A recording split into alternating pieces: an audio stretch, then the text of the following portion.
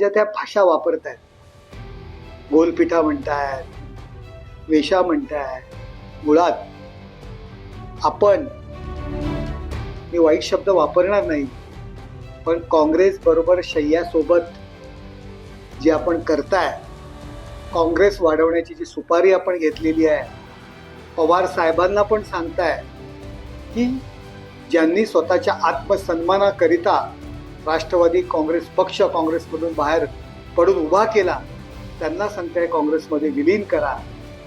आणि यापुढे शिवसेना सुद्धा यांना खासदारकी मिळावी म्हणून काँग्रेसमध्ये विलीन केली असती.